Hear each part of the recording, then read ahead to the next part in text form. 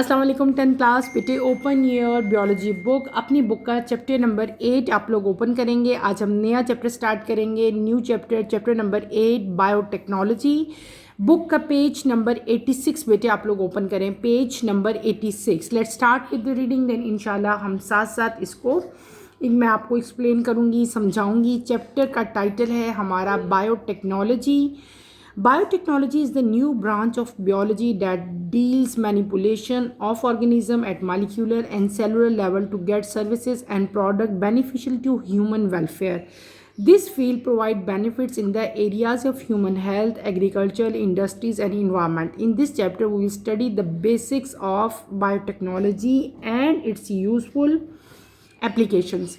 Simple सा यहाँ पे आपको इंट्रोडक्शन दिया था इस चैप्टर से रिलेटेड कि बायोटेक्नोलॉजी जो है बेटे ये न्यू ब्रांच है बियोलॉजी की, जो कि डील करेगी about organism eight molecular and cellular level पे ऑर्गेनिज्म के लिए किस तरह से सर्विसेज प्रोवाइड की गई हैं, किस तरह से बेटे डिफरेंट टाइप के बेनिफिशियल जो हैं वो प्रोडक्ट्स बनाए गए हैं ह्यूमन यानी ह्यूमन बीइंग के लिए भी, और डिफरेंट टाइप के जो ऑर्गेनिजम्स हैं उनके लिए भी, उनकी वेलफेयर के लिए भी डिफरेंट टाइप की मेडिसिन्स हैं और बहुत सारी जेनेटिक डिफेक्ट्स हैं उनको भी ठीक किया गया। बायोटेक्नोलॉजी की बहुत सारी जो हैं एप्लीकेशंस हैं, सारी हमने चैप्टर में डिटेल से बेटे पढ़नी है। एग्रीकल्चर में, इंडस्ट्रीज़ में, इन्वायरमेंट में, ह्यूमंस की हेल्थ से रिलेटेड बहुत ज़्यादा इसने जो है वो हेल्प आउट की है। ठीक है, तो इस चैप्टर में हम बायोटेक्नोलॉजी की बेसिक्स और उसकी एप्लीकेशंस के बारे में डिटेल से स्टडी करेंगे। तो let's start with this chapter. अपनी बुक का पेज नंबर 87 आप लोग ओपन करोगे। फर्स्ट टॉपिक से हम स्टार्ट लेंगे। फर्स्ट टॉपिक हमारा है 8.1 introduction of biotechnology. Introduction of biotechnology. In 1919, Hungarian engineer Karl Recchi first proposed the term biotechnology. It may be defined as the use of living cells or organisms to create products or process for specific purposes. Through this technology, the hereditary characteristics of organisms are modified. New organisms with desired characters are developed from a cell or a part of an organism. Any required substance is produced from the modified organism. Modern biotechnology emerged after the invention of the structure and function of DNA in 1953.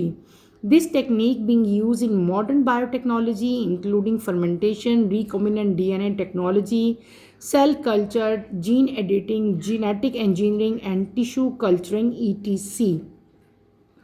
छोटा सा topic है that is introduction to biotechnology. इसमें just आपको introduction दी हुई है कि what is biotechnology. बेटे सबसे पहले यहाँ पे जो नोटिसेबल वर्किंग है, जो सबसे पहला स्टार्ट लिया था जिस साइंटिस्ट ने, जिस बियोलॉजिस्ट ने 1919 में, हमारे पास एक साइंटिस्ट था डैट इज़ नोन एज, उसका नाम क्या था, कर्ल रिकी। ठीक है, उसका नाम था। उसने प्रपोज्ड किया था टर्म बायोटेक्नोलॉजी।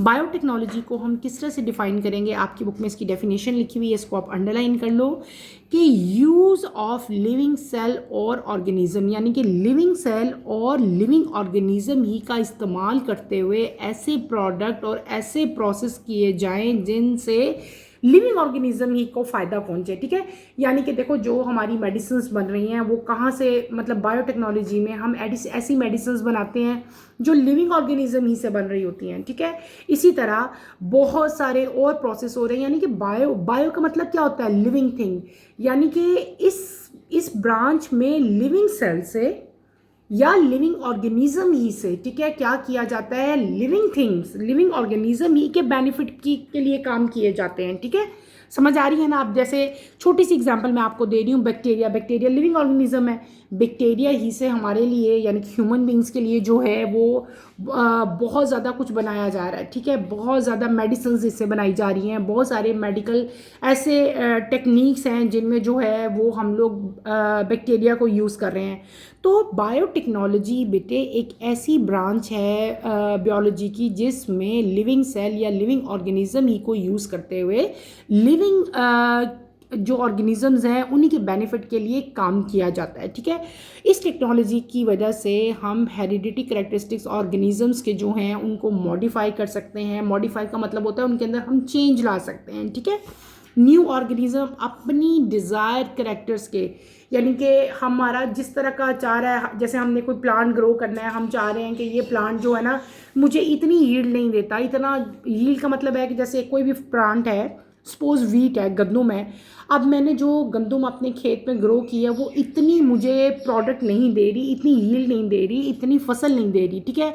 मैं कि चाह रही हूँ कि थोड़े एरिया में, थोड़ी ज़मीन में वो ज़्यादा फसल दे, तो हम क्या करेंगे, हम अपनी मर्ज़ी का डिज़ायर्ड सीड प्रिपेयर कर लेंगे, अपनी मर्ज़ी का बीज बना लेंगे जो कि हमें थोड़े एरिया में ज़्यादा फसल देगा, ठीक है। तो इन शॉर्ट मेरे कहने का मतलब ये है कि हम अपनी मर्ज़ी का डिज़ायर करेक्टर जो है वो बायोटेक्नोलॉजी की वजह से बना सकते हैं, किसी भी सेल से, लिविंग सेल से या किसी भी लिविंग ऑर्गेनिज्म के पार्ट से, और अपनी मर्ज़ी का न्यू ऑर्गेनिज्म उस डिज़ायर करेक्टर का बना सकते हैं। इसके अलावा एनी डिज़ायर सब्सटेंस जो है वो भी हम प्रोड्यूस कर सकते हैं फ्रॉम अ मॉडिफाइड ऑर्गेनिजम्स, ठीक है। कॉमन एग्जांपल्स मैं आपको दे रही हूँ, हम बैफलोस के अंदर जो मिल्क की प्रोडक्शन है उसको भी इंक्रीज़ कर लेते हैं, ठीक है। इसी तरह पोल्ट्री में अगर हम आएँ तो हम डिज़ायर्ड जो करेक्टर हैं, ऐसी हैंस हमने प्रिपेयर की जो कि हमें ज़्यादा जो है वो मतलब गोश्त दे रही हैं, या हमने ऐसी वैरायटी प्रोड्यूस की जो हमें ज़्यादा जो हैं वो एग्स दे रही हैं, ठीक है। और लॉट ऑफ मेडिसिन जो हैं वो भी डेवलप इसी ब्रांच से बेटे बायोटेक्नोलॉजी का यूज़ करते हुए जो है हमने बनाई। तो मॉडर्न टेक्नोलॉजी जो बायोटेक्नोलॉजी है ये शुरू कब से हुई, ठीक है, इसकी इन्वेंशन कैसे हुई। मॉडर्न बायोटेक्नोलॉजी बेटे इमर्ज होती है आफ्टर द स्ट्रक्चर, जब डीएनए का स्ट्रक्चर, हमने डीएनए का स्ट्रक्चर पढ़ा था ना 1953 में, वाटसन एंड क्रिक मॉडल आया था हमारे पास। जब डीएनए का स्ट्रक्चर और फंक्शन पता चला ना, उसके बाद मॉडर्न टेक्नोलॉजी जो है वो स्टार्ट हुई, बायोटेक्नोलॉजी, ठीक है।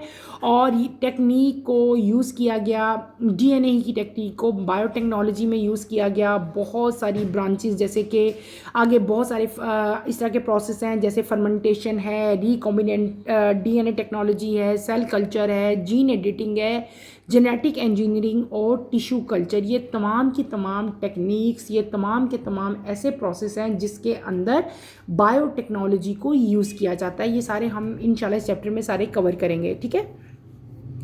Importance of yeast in fermentation, fermentation में यीस्ट की क्या इंपॉर्टेंस है वो हम पढ़ेंगे, ठीक है। Yeast is a microscopic fungus that play a crucial role in both bread making and ethanol production through a process called fermentation.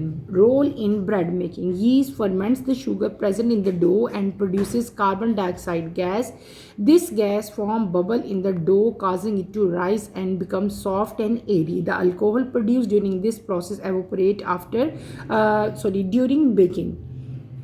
Role in ethanol production. Yeast ferments sugar from crops like sugarcane or corn to produce ethanol, alcohol and carbon dioxide. The ethanol is then purified and used as a biofuel or in alcoholic beverages. Importance of bacteria in bio, अच्छा ये अगला topic है, इस छोटे से topic को पहले मैं आपको पढ़ा देती हूँ, देन नेक्स्ट टॉपिक की तरफ हम मूव करेंगे। हमने क्या टॉपिक पढ़ा, हमने पढ़ा है importance of yeast in fermentation. Fermentation एक प्रोसेस है, उस प्रोसेस में यीस्ट की क्या इंपॉर्टेंस है। अब यहाँ पे दो डिफरेंट वर्ड्स हैं जो शायद इससे पहले आप लोगों ने सुने तो होंगे, लेकिन शायद आपको उसका मतलब ना आता हो। एक है यीस्ट और एक है फर्मेंटेशन। बेटे यीस्ट जो है ये फंजाई है, फंगस है, ठीक है। फंगस डिफरेंट टाइप के फंगस होते हैं ना, राइजोपस भी एक फंगस था, ठीक है। डिफरेंट टाइप के मोल्ड्स भी फंगस ही में आते हैं। इसी तरह यीस्ट जो है that is also a microscopic fungus, लेकिन यीस्ट जो है एडिबल है, इसको हम लोग खाने में जो है वो यूज़ करते हैं, ठीक है। और रहा fermentation. What is fermentation. Fermentation बेटे एक प्रोसेस है, और ये प्रोसेस है जो बायोटेक्नोलॉजी में मतलब यूज़ होता है ये प्रोसेस। इस प्रोसेस से हम लोग जो है डिफरेंट टाइप के जो खाने की चीज़ें हैं, जैसे ब्रेड है स्पेशली, उसको जो है बनाते हैं, ठीक है। इथेनॉल प्रोड्यूस करते हैं, यानी कि बहुत सारे प्रोसेस हैं जो खाने में इस्तेमाल होते हैं, वो फर्मेंटेशन ही से बन रहे होते हैं। अच्छा, अगर आपके पेपर में आ जाती है definition what is you meant by fermentation, तो आप कैसे डिफाइन करोगे। आप डिफाइन करोगे fermentation is an anaerobic process where micro organism like yeast और बैक्टीरिया ब्रेक डाउन ग्लूकोज, ठीक है, without using oxygen to produce energy. 9th class में भी हमने थोड़ा सा फर्मेंटेशन के बारे में, रिस्पायरेशन वाले चैप्टर में फर्मेंटेशन के बारे में पढ़ा था, हमने डिटेल से पढ़ा था जब हमने एरोबिक एंड एनएरोबिक रिस्पायरेशन पढ़ी थी। आप लोगों को शायद याद है या पता नहीं, बहुत जल्दी आप लोग भूल चुके हो। तो फर्मेंटेशन एक एरोबिक प्रोसेस है जिसमें माइक्रो ऑर्गेनिज्म लाइक यीस्ट और बैक्टीरिया जो हैं वो ग्लूकोज को ब्रेक डाउन करते हैं। तो बेटे यीस्ट जो है वो माइक्रोस्कोपिक फंगस होता है जो कि क्रूशल रोल प्ले करता है दो कामों में, एक ब्रेड मेकिंग में और एक इथेनॉल बनाने में। ब्रेड मेकिंग क्या है, जो हम घर में ब्रेड खा रहे हैं, नान खा रहे हैं, पिज़्ज़ा की डो है, वो सब आती हैं अंडर ब्रेड मेकिंग, ठीक है। और इन सब चीज़ों में क्या चीज़ यूज़ होती है, यीस्ट यूज़ होता है। इसके अलावा इथेनॉल बनाने में भी जो चीज़ यूज़ हो रही है डैट इज़ आल्सो यीस्ट। और ये जो प्रोसेस हैं जिसमें ये ब्रेड बनती है, इथेनॉल बनता है, इस पूरे प्रोसेस को हम लोग क्या कहते हैं, फर्मेंटेशन कहते हैं। Is that clear? अब दो मेन यहाँ पे चीज़ें हैं जो कि फर्मेंटेशन के प्रोसेस से हमारे पास आती हैं। पहला है ब्रेड मेकिंग में इसका क्या रोल है, यीस्ट का, ठीक है। यानी कि यीस्ट काम करेगा ना, लेकिन यीस्ट बनाएगा ब्रेड। यीस्ट क्या चीज़ है, मैंने आपको बता दिया, फंगस है, माइक्रोस्कोपिक फंगस है। लेकिन वो प्रोसेस जो प्रोसेस होगा ना पूरा, वो प्रोसेस को हम लोग क्या कहेंगे, फर्मेंटेशन कहेंगे, ठीक है। और जो ऑर्गेनिज्म यहाँ पे काम करेगा वो कौन सा होगा, यीस्ट होगा, ठीक है। तो पहला काम क्या है, ब्रेड मेकिंग। इसमें ब्रेड मेकिंग में इसका क्या काम है यीस्ट का, तो यीस्ट जो है बेटे वो फर्मेंट करता है शुगर को। वो शुगर जो कि डो के अंदर प्रेजेंट है, उस डो को ये क्या करता है, फर्मेंट करता है। कौन फर्मेंट करता है, यीस्ट फर्मेंट करेगा। और क्या करेगा बेटे, ये उस डो के अंदर क्या बनाएगा, कार्बन डाइऑक्साइड गैस बनाएगा। गैस के अब जब कार्बन डाइऑक्साइड गैस बनती है तो उसके अंदर क्या बन जाते हैं, बबल्स बन जाते हैं, जिसकी वजह से वो डो जो है वो राइस करती है और क्या हो जाती है, सॉफ्ट हो जाती है और एरी हो जाती है, ठीक है। और ड्यूरिंग दिस प्रोसेस बेटे अल्कोहल भी बनता है, लेकिन अल्कोहल जो है वो एवोपरेट कर जाता है ड्यूरिंग बेकिंग। जब बेकिंग का फिनोमेना होता है ना तो वो एवोपरेट कर जाएगा। सिंपल मैं इसको समझाती हूँ। जो स्टूडेंट्स, कुछ स्टूडेंट्स ऐसे होते हैं, कुछ बच्चे ऐसे हैं, चाहे वो बॉयज़ हों चाहे वो गर्ल्स हों, उनको ना शौक होता है बेकिंग का, कुकिंग का। आपने कभी नोट किया हो, खुद ना भी की हो, कभी आपने कोई वीडियो देखी हो बेटे, कभी आपने अपनी मदर्स को काम करते हुए देखा हो, कोई चीज़ बेक करते हुए देखा हो, तो जब भी कभी हम पिज़्ज़ा की डो बनाते हैं या कभी हम नान बनाने के लिए या ब्रेड बनाने के लिए जब हम लोग मैदा गूंथते हैं, ठीक है, तो हम क्या करते हैं, उसके अंदर यीस्ट ऐड करते हैं। यीस्ट ना पाउडर फॉर्म में हर बाज़ार से, हर शॉप से मिल जाता है यीस्ट का पैकेट। हम उसके अंदर यीस्ट ऐड करते हैं और ना उस डो को अच्छी तरह से आप मिक्सअप करके रख देते हो, कुछ देर के लिए उसको रेस्ट पे रख देते हो, ठीक है। तकरीबन को 20 मिनट्स बाद, 30 मिनट्स बाद, जितना भी टाइम आपने उसको दिया है फॉर रेस्ट, उसके बाद आप देखोगे आपकी डो जो है ना वो फूल जाती है, बहुत ज़्यादा फूल जाती है। उसके अंदर छोटे छोटे से सुराख सुराख हो जाते हैं। इसका मतलब क्या होता है कि वहाँ पे प्रोसेस हो चुका। कौन सा प्रोसेस, फर्मेंटेशन का प्रोसेस हो चुका। जब आपने उस मैदे के अंदर, हमने उसके अंदर यीस्ट ऐड की, तो यीस्ट ने क्या किया, फर्मेंटेशन का प्रोसेस किया, वहाँ पे गैस बनी। कौन सी गैस प्रोड्यूस हुई, कार्बन डाइऑक्साइड गैस प्रोड्यूस हुई। कार्बन डाइऑक्साइड गैस ने क्या किया, वहाँ पे बबल्स बनाए, जिसकी वजह से फ्लोर जो मैदा था वो क्या हो गया, राइज हो गया और वो सॉफ्ट हो गया और एरी हो गया। इसका मतलब है कि अब वो जो आपका बैटर है, जो आपने मैदा गूंदा हुआ है बेटे, वो रेडी है, वो तैयार है फॉर बेकिंग। आप उसी मैदे को फिर हम लोग बेकिंग के लिए यूज़ करते हैं। उसको हम पिज़्ज़ा की डो के लिए, यानी कि पिज़्ज़ा की जो नीचे डो बनी होती है ना, वो ऐसे ही बनती है, ठीक है। तो ये सिंपल सा एक प्रोसेस था। अगर आपने नहीं भी इसको ऑब्ज़र्व किया तो अब आप लोगों ने जो है ना इसको ऑब्ज़र्व करना है। कभी किचन में आपकी मदर्स या सिस्टर्स काम करें तो उनको आपने देखना है कि ये एक सारा प्रोसेस जो है वो किस तरह से होता है। अच्छा, यहाँ पे काम किसने किया, यीस्ट ने। और यीस्ट क्या थी बेटे, वो मैंने आपको बताया कि यीस्ट इज़ अ फंगस, और जो प्रोसेस हुआ that is known as fermentation. दूसरी जो चीज़ प्रोडक्शन होती है यहाँ पे डैट इज़ इथेनॉल। यीस्ट जो है वो फर्मेंट करता है शुगर फ्रॉम क्रॉप्स। बहुत सारी फसलें, कॉमन एग्जांपल आपकी बुक में दो की दी हुई है। एक है शुगर केन, शुगर केन से आप सब फैमिलियर हो, गन्ने को हम शुगर केन कहते हैं। दूसरा क्या है, कॉर्न जो छल्ली होती है, ठीक है, उसमें भी यीस्ट यूज किया जाता है ताकि यीस्ट जो है यहाँ पे भी फर्मेंटेशन का प्रोसेस करे और यहाँ पे क्या चीज़ प्रिपेयर करे बेटे, इथेनॉल और कार्बन डाइऑक्साइड। कार्बन डाइऑक्साइड जो है वो एक्सट्रैक्ट कर ली जाती है, बाज़-औक़ात नहीं की जाती, और इथेनॉल जो है वो इसको प्योरीफाई करेगा और इसको यूज़ करेगा एज ए बायोफ्यूल, और फिर यही जो है ये क्या बन जाते हैं, अल्कोहलिक बेवरेजेस बन जाते हैं। बहुत सारी और भी ड्रिंक्स जो हैं मार्केट में अवेलेबल होती हैं, और सारी की सारी ड्रिंक्स जो हैं जो जिनमें इथेनॉल प्रेजेंट होता है बेटे, वो सारी की सारी में फर्मेंटेशन ही का प्रोसेस हुआ होता है, ठीक है, और वहाँ पे कार्बन डाइऑक्साइड गैस ही प्रोड्यूस होती है by the process of fermentation. Is that clear? तो ये दो इसकी एप्लीकेशन थी जहाँ पे फर्मेंटिंग जो है, फर्मेंटेशन का प्रोसेस जो है वो हो रहा था। यहाँ पे एक इंपॉर्टेंट इन्फॉर्मेशन लिखी हुई है, उसको भी हम पढ़ लेते हैं। Fermentation is the oldest form of biotechnology. It is used for making bread, beer and yogurt thousands of years ago. आज से बहुत साल पहले भी, हज़ारों साल पहले भी बेटे फर्मेंटेशन का प्रोसेस जो है वो हो रहा था। फर्मेंटेशन जो है ओल्डेस्ट फॉर्म है किसकी? बायोटेक्नोलॉजी की। फर्मेंटेशन से हम लोग क्या चीज़ प्रिपेयर कर रहे हैं? ब्रेड बना रहे हैं, बियर बना रहे हैं और योगर्ट जो है वो बना रहे हैं। अब देखो हम क्या पढ़े थे? हम पढ़े थे कि बायोटेक्नोलॉजी से हम लोग लिविंग ऑर्गेनिजम्स को ही लेके लिविंग ऑर्गेनिज्म के फ़ायदे के लिए चीज़ें बना रहे हैं। अब देखो यहाँ पे लिविंग ऑर्गेनिज्म, कौन सा लिविंग ऑर्गेनिज्म ले रहे हैं हम लोग फर्मेंटेशन के प्रोसेस में? यीस्ट ले रहे हैं, और यीस्ट से क्या बन रहा है? हमारी ही खुराक बन रही है, ठीक है, हमारे लिए ब्रेड बन रही है, बियर बन रही है और योगर्ट बन रहा है, ठीक है। तो अगले टॉपिक की तरफ चलते हैं। अच्छा, यहाँ पे एक और भी इंफॉर्मेशन है इस पेज पे। Sir Lan Wilmot is a British embryologist. He was the leader of the research group that in 1997 first produced a mammal, a lamb called named Dolly, from an adult body cell. एक यहाँ पे embryologist है, उसका नाम यहाँ पे दिया हुआ है सर लैन विल्मट, ठीक है। ये ब्रिटिश एम्ब्रियोलॉजिस्ट था और ये लीडर था अपने रिसर्च ग्रुप का। 1997 में इसने बेटे एक मैमल प्रोड्यूस किया था, एक लैम, एक भेड़िया जो है इस तरह का, ये दिस इज़ लैम, इस लैम को उसने प्रोड्यूस किया था और ये फर्स्ट एवर लैम थी जो कि अडल्ट बॉडी सेल से प्रोड्यूस की गई थी और इसका नाम क्या रखा गया था? डॉली रखा गया था, ठीक है। ये एक जस्ट इन्फॉर्मेशन है, अगर टाइम हुआ तो इंशाल्लाह इसके बारे में मैं आपको डिटेल से कभी सब बताऊंगी सारा, ठीक है, इसकी सारी हिस्ट्री और ईच एंड एवरीथिंग, ठीक है।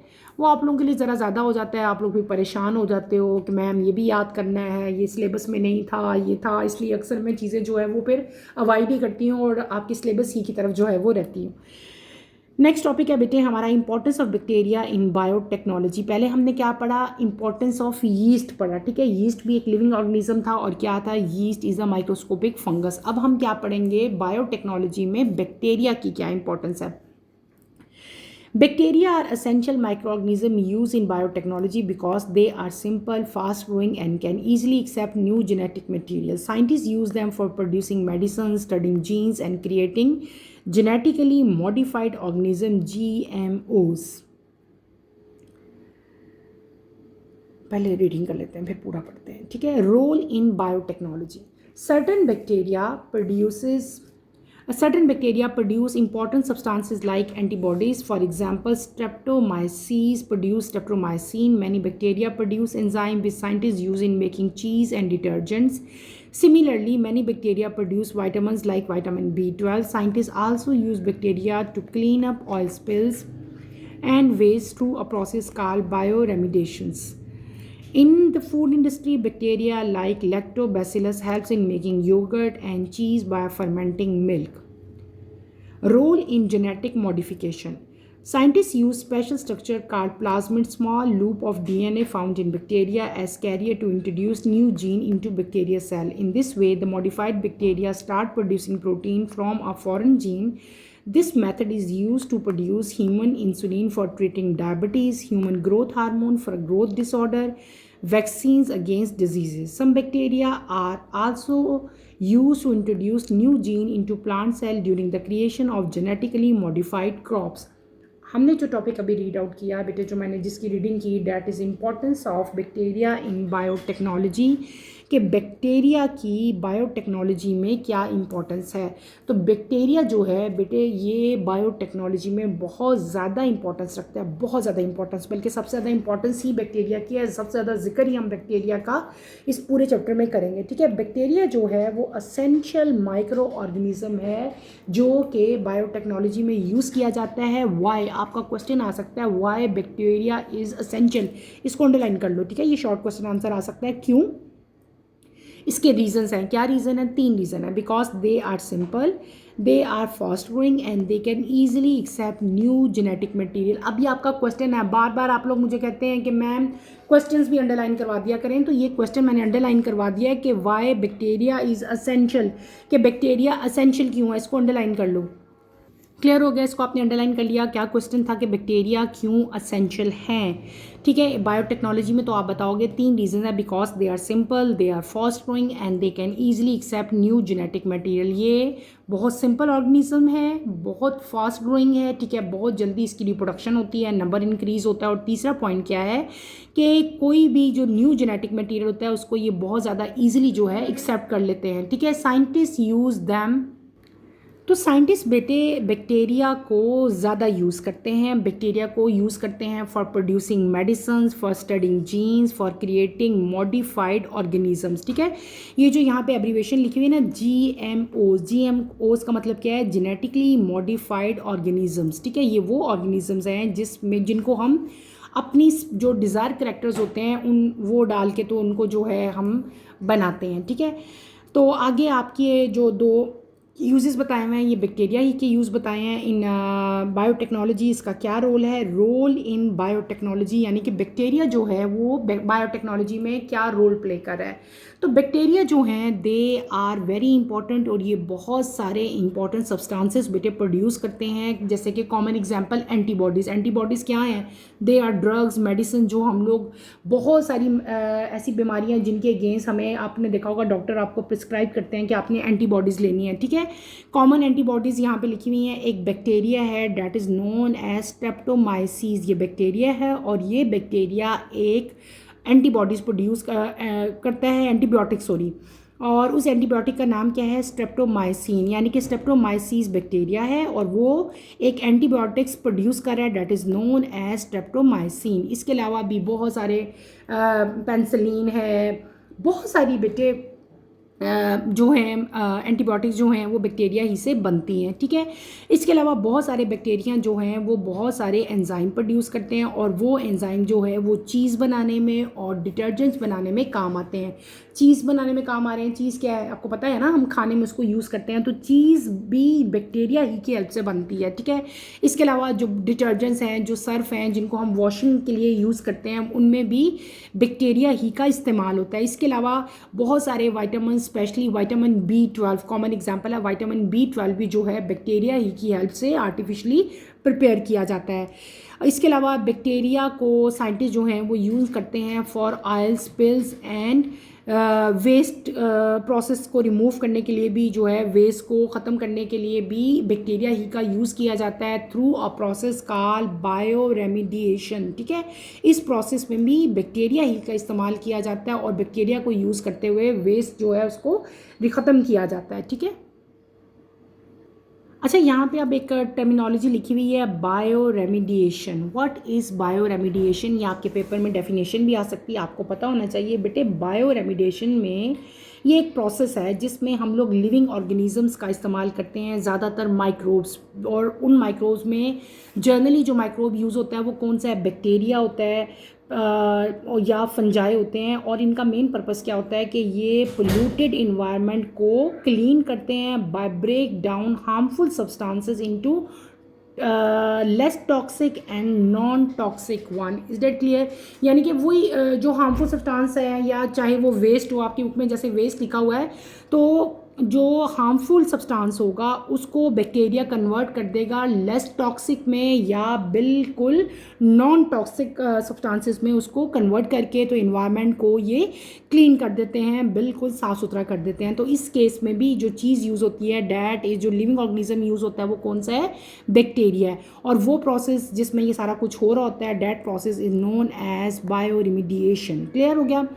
उसके बाद फूड इंडस्ट्री में भी बेटे बैक्टीरिया जो है वो यूज़ किया जाता है। कॉमन एग्जांपल उस बैक्टीरिया की जो फूड इंडस्ट्री में यूज़ होती है, डैट इज़ लैक्टोबैसिलस। क्या है? लैक्टोबैसिलस, इसको अंडरलाइन करो। लैक्टोबैसिलस बेटे यूज़ किया जाता है इन मेकिंग योगर्ट, जो हम घर में दही खाते हैं ना, दही जो है वो भी बैक्टीरिया ही की वजह से बनता है, ठीक है। इसके अलावा दूध की जो फर्मेंटेशन है, जो योगर्ट का बनना है, जो चीज़ का बनना है, ये तमाम की तमाम चीज़ें जो हैं with the help of bacteria ही बनाई जाती हैं। अगला जो बैक्टीरिया का रोल है, जो बैक्टीरिया इंपॉर्टेंट रोल प्ले कर रहा है, that is in genetic modification, ठीक है, role in genetic modification. Scientist जो है वो स्पेशल स्ट्रक्चर कार्ड प्लाज्मिड जो है उसको यूज़ करते हैं to introduce new genes into bacterial cell. Bacteria cell के अंदर न्यू जीन्स डालने के लिए जो स्मॉल लूप हम इस्तेमाल करते हैं, जो स्ट्रक्चर हम इस्तेमाल करते हैं ना, उसको हम लोग क्या कहते हैं, प्लाज्मिड कहते हैं। क्या कहते हैं? प्लाज्मिड कहते हैं। अब यहाँ पे डेफिनेशन भी लिखी हुई है। What is plasmid? प्लाज्मिड क्या होता है बेटे? ये स्पेशल स्ट्रक्चर है। ये स्ट्रक्चर हम बैक्टीरिया इसे लेते हैं। बैक्टीरिया का जो स्मॉल लूप होता है ना डीएनए का, उसको हम लोग क्या कहते हैं? प्लाज्मिड कहते हैं। और प्लाज्मिड को एज ए कैरियर यूज़ किया जाता है नई जीन को इंट्रोड्यूस करने के लिए। किसी भी लिविंग ऑर्गेनिज्म में, बैक्टीरिया सेल के अंदर भी और दूसरे लिविंग ऑर्गेनिज्म में भी, जब हमने नई जीन्स इनकॉर्पोरेट करनी हो, नई जीन्स वहाँ पे इंट्रोड्यूस करनी हो, तो किस चीज़ का किस चीज़ का इस्तेमाल किया जाएगा? प्लाज्मिड का इस्तेमाल किया जाएगा। And what is plasmid? Plasmid जो है वो डीएनए का स्मॉल लूप है जो कि बैक्टीरिया के अंदर होता है, ठीक है। तो मॉडिफाइड बैक्टीरिया जो है फिर वो अब हम जिस तरह का प्रोटीन हम चाह रहे हैं उस तरह का डिज़ायर प्रोटीन बनाना शुरू करते हैं, ठीक है।